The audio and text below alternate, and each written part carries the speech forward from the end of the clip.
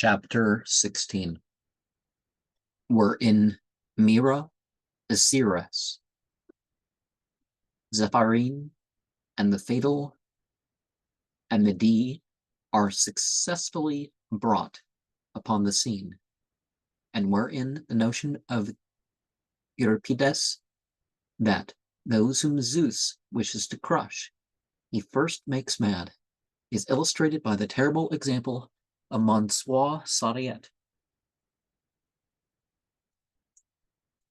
Disappointed at his failure to enlighten an ecclesiastic renowned for his clarity of mind, and frustrated in the hope of finding his angel again on the high road of orthodoxy, Maurice took it into his head to resort to occultism, and resolved to go and consult a seer. He would have undoubtedly applied to Madame de Thebes, but he had already questioned her on the occasion of his early love troubles, and her reply showed such wisdom that he no longer believed her to be a soothsayer. He therefore had recourse to a fashionable medium, Madame Mira. He had heard many examples quoted of the extraordinary insight of the Seeress, but it was necessary to present Madame Mira with some object which the absent one had either touched or worn, and to which her translucent gaze had to be attracted. Maurice, trying to remember what the angel had touched since his ill-fated incarnation, recollected that in his celestial nudity he had sat down in an armchair on Madame de Appel's black stockings, and he had afterwards helped that lady to dress. Maurice asked Gilbert for one of the talismans required by the clairvoyant, but Gilbert could not give him a single one unless, as she said, she herself were to play the part of the talisman. For the angel had, in her case, displayed the greatest indiscretion, and such agility that it was impossible always to forestall his enterprise. On hearing this confession, which nevertheless told him nothing new, Maurice lost his temper with the angel, calling him by the names of the lowest animals, and swearing he would give him a good kick when he got him within reach of his foot. But his fury soon turned against Madame de Appel. He accused her of having provoked the insolence she now denounced, and in his wrath he referred to her by all the zoological symbols of immodesty and perversity. His love for Arcade was rekindled in his heart, and burned with a more ardent flame than ever, and the deserted youth, with outstretched arms and bended knees, invoked his angel with sobs and lamentations. During his sleepless nights, it occurred to him that perhaps the books the angel had turned over before his incarnation might serve as a talisman.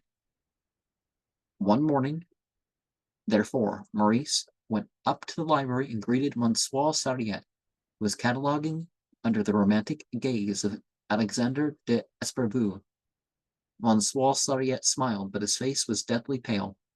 Now that an invisible hand no longer upsets the books placed under his charge, now that tranquility and order once more reigned in the library, Monsieur Sariette was happy, but his strength diminished day by day. There was little left of him but a frail and contented shadow. One dies in full content of sorrow past. Monsieur Sariette, said Maurice, you remember that time when your books were disarranged every night, how armfuls disappeared, and how they were dragged about, turned over, ruined, and sent rolling, helter-skelter, as far as the gutter in the Rue Palatine. Those were great days. Point out to me, Monsieur Sariette, the books which suffered most.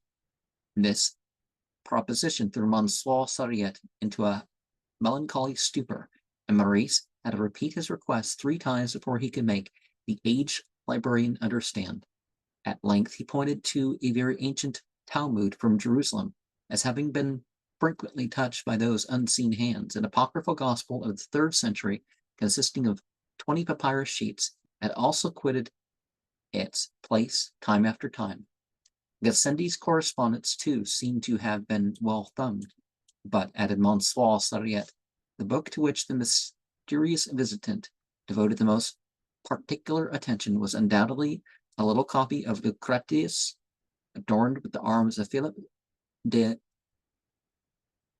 Vendôme, Grand Prieur de France, with an autograph annotations by Voltaire, who, as is well known, frequently visited the temple in his younger days.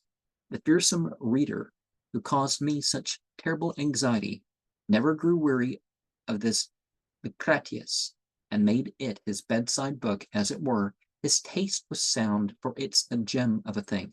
Alas, the monster made a blot of ink on page 137, which perhaps the chemists, with all the sciences at their disposal, will be powerless to erase. And Monsieur Sariette heaved a profound sigh. He repented having said all this when young d'Esparvu asked him for the loan of the precious Lucretius. Vainly did the jealous custodian affirm that the book was being repaired at the binder's and was not available. Maurice made it clear that he wasn't to be taken in like that. He strode resolutely into the abode of the philosophers and the globes, and seating himself in an armchair, said, "I am waiting." Monsieur Sariette suggested this, having another edition. There were some that textually were more correct and were therefore preferable from the student's point of view. He offered him Barbot's edition of Constelliers, or better still, a French translation. He could have the Baron de Couture's version, which was perhaps a little old-fashioned. Or Lagrange's, are those in the Nissard and Pankouk series. Are, again, there were two versions of striking elegance, one in verse and the other in prose, both from the pen of Monsieur de Pongerville of the French Academy. "I don't need a translation," said Maurice proudly. "Give me the Prior de Vendôme's copy." Monsieur Sariette slowly up to the cupboard in which the jewel in question was contained. The keys were rattling in his trembling hand. He raised them to the lock and withdrew them again immediately, and suggested that Maurice should have the common Lucretius published by Garnier. "It's very handy," he said, with an engaging smile, but the silence with which this proposal was received made it clear that resistance was useless. He slowly drew forth the volume from its place, and having taken the precaution to see that there wasn't a speck of dust on the tablecloth, he laid it tremblingly thereon before the great-grandson of Alexander de Esparvu. Maurice began to turn the leaves, and when he got to page 137, he saw the stain which had been made with violet ink. It was about the size of a pea. "That's it," said old Sariette, who had his eye on the Lucretius the whole time. "That's the trace of those invisible monsters that they left behind." "What?" "There were several of them, Monsieur Sariette," exclaimed Maurice.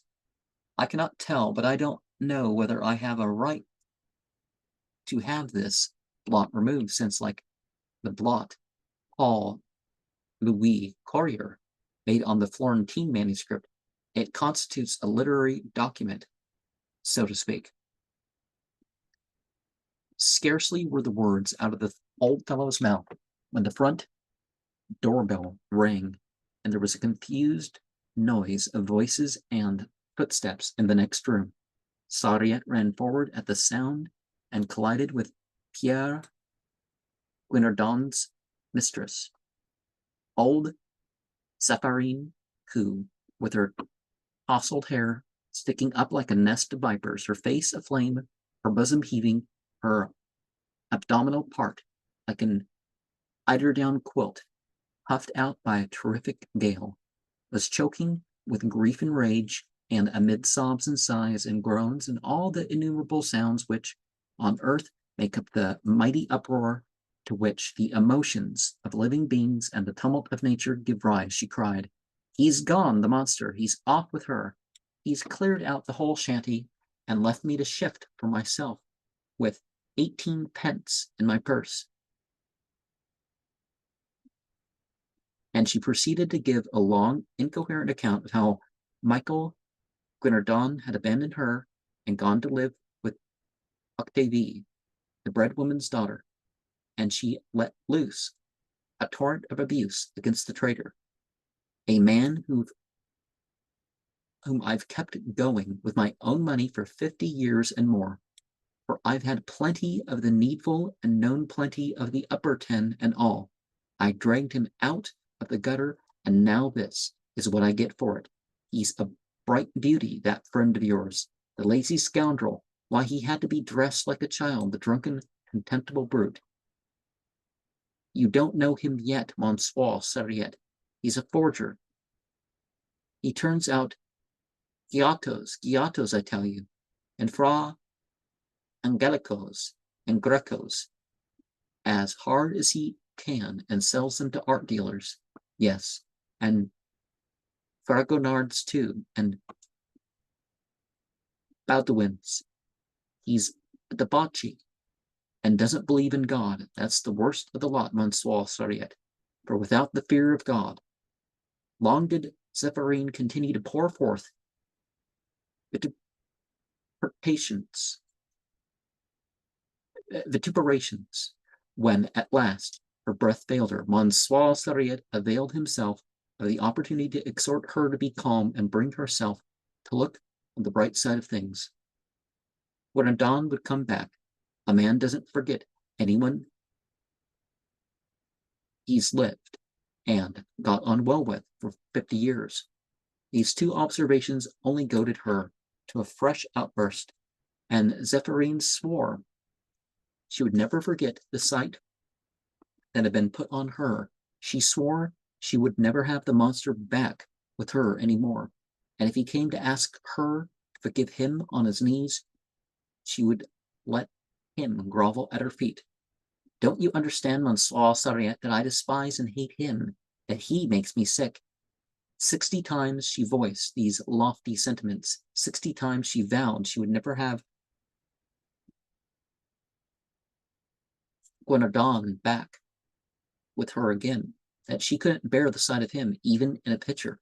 Monsieur Sariette made no attempt to oppose a resolve which, after protestations such as these, he regarded as unshakable. He did not blame Zéphyrine in the least. He even supported her, unfolding to the deserted one a purer future. He told her of the frailty of human sentiment, exhorted her to display a spirit of renunciation, and enjoined her to show a pious resignation to the will of God, seeing in truth yet that your friend is so little worthy of affection. He was not suffered to continue. Zéphyrine flew at him, and shaking him furiously by the collar of his frock coat, she yelled, half choking with rage, "So little worthy of affection, Michel! Ah, my boy, you find another more kind, more gay, more witty. You find another like him, always young, yes, always not worthy of affection. Anyone can see you don't know anything about love, you old duffer."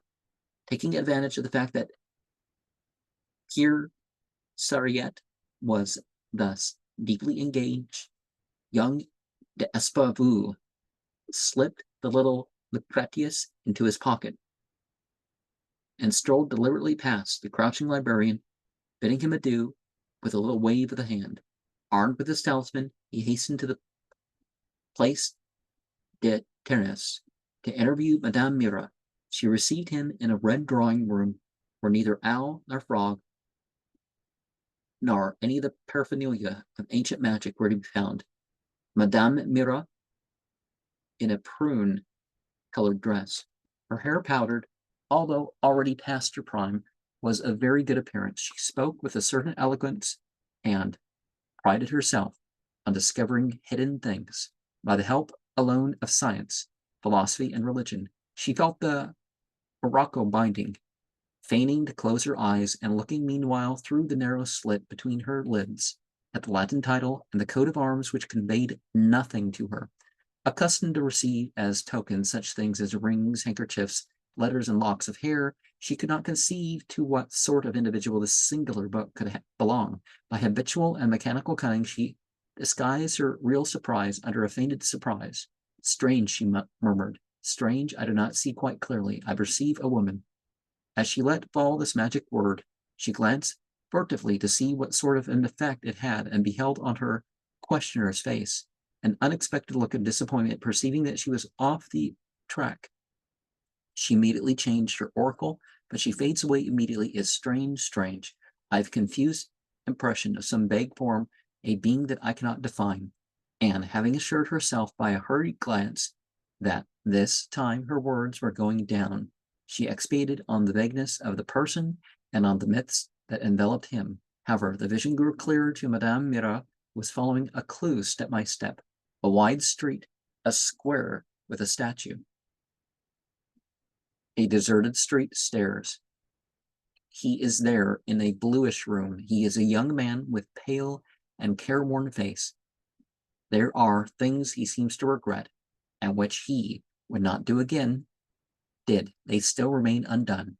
But the effort at divination had been too great. Fatigue prevented the clairvoyant from continuing her transcendental researches. She spent her remaining strength in impressively recommending him who consulted her to remain in intimate union with God if he wished to regain what he had lost, and succeeded in his attempts.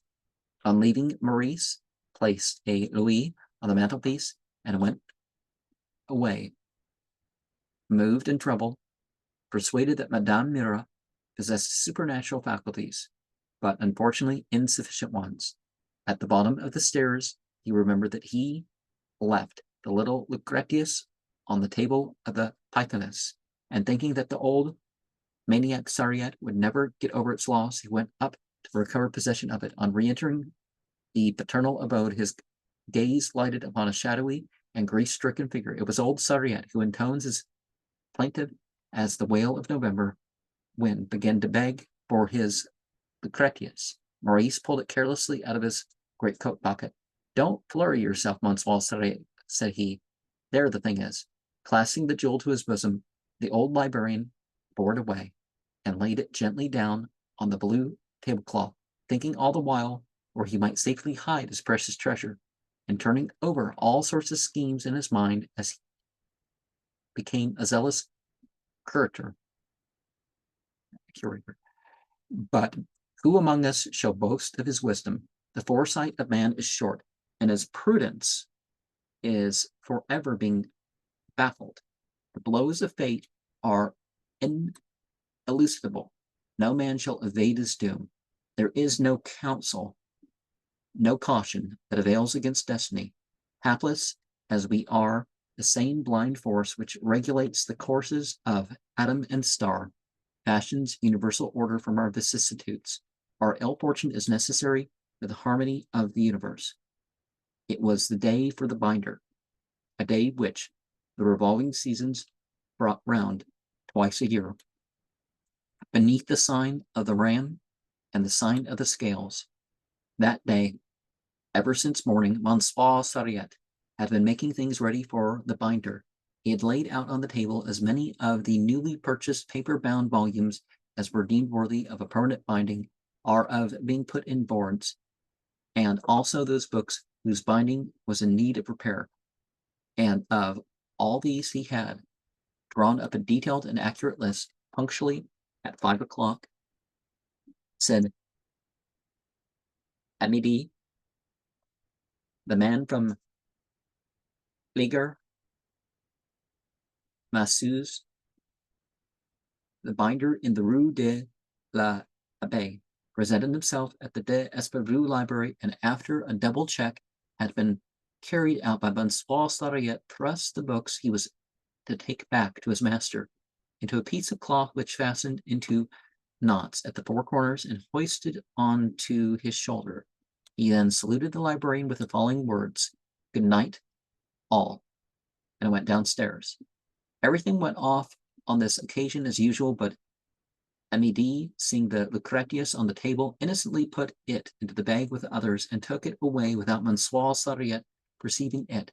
The librarian quitted the home of the philosophers and the globes in entire forgetfulness of the book whose absence had been causing him such horrible anxiety all day long. Some people may take a stern view of the matter and call this a lapse, a defection of his better nature. But would it not be more accurate to say that fate had decided that things should come to pass in this manner, and that what is called chance, and is in fact but the regular order of nature, had accomplished this imperceptible deed, which was to have such awful consequences in the sight of man? Monsieur Sariette went off to his diner at the Quatre Évêques and read his paper, La Croix. He was tranquil and serene. It was only the next morning, when he entered the abode of the philosophers and globes, that he remembered the Lucretius. Failing to see it on the table, he looked for it everywhere, but without success. It never entered his head that Amédée might have taken it away by mistake. What he did think was that the invisible visitant had returned, and he was mightily disturbed. The unhappy curator, hearing a noise on the landing, opened the door and found it was little Léon, who, with a gold-braided épée stuck on his head, was shouting "Vive la France!" and hurling dusters and feather brooms and Hippolyte's floor polish at imaginary foes. The child preferred this landing for playing soldiers to any other part of the house, and sometimes he would stray into the library. Monsieur Sariette was seized with the sudden suspicion that it was he who had taken the Lucretius to use as a missile, and ordered him in threatening tones to give it back. The child denied that he had taken it, and Monsieur Sariette had recourse to cajolery. "Léon, if you bring me back the little red book, I will give you some chocolates." The child grew thoughtful, and in the evening Monsieur Sariette was going downstairs. He met Léon, who said, "There's the book," and holding a much-torn picture book called The Story of Euripides, demanded his chocolates. A few days later, the post brought Maurice the prospectus of an inquiry agent managed by an ex-employee of the Prefecture of Police. It promised celerity and discretion. He found at the address indicated a mustached gentleman, morose and careworn, who demanded a deposit and promised to find the individual. The ex-police official soon wrote to inform him that the very onerous investigations had been commenced, and asked for fresh funds. Maurice gave him no more, and resolved to carry on the search himself, imagining, not without some likelihood, that the angel would associate with the wretched, seeing that he had no money, and with the exiled of all nations like himself, revolutionaries. He visited the lodging houses at Saint Ouen, at La Chapelle, Montmartre, and the Barrière de Italie. He sought him at the doss houses, public houses, where they give you plates of tripe, and others where you can get sausage for 3 sous. He searched for him in the cellars, at the market, and at Père Mamie's. Maurice visited the restaurants where the nihilists and anarchists take their meals.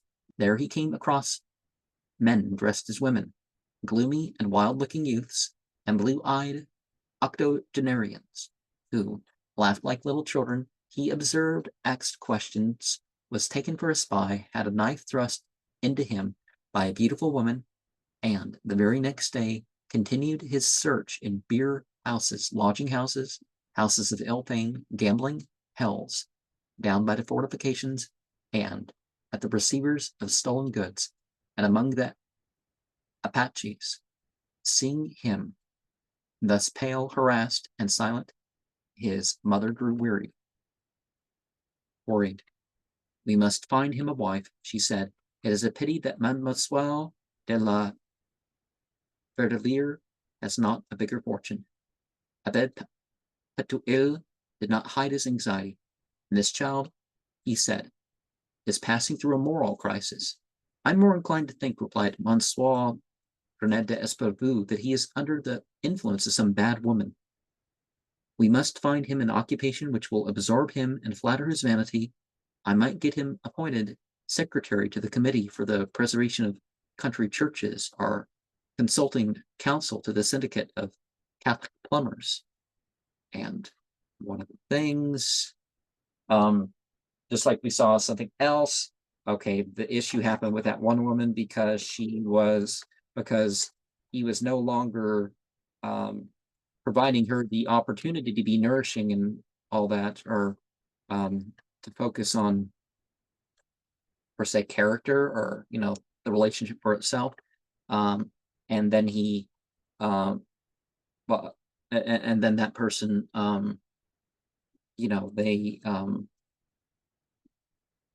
came bearing money, and the money wasn't as much as what it's wanted, so in that role, and they weren't the person with need and all that. And in this case, if you're tolerant and all that of adultery and stuff with your friends and stuff, that can factor in it happening to you. And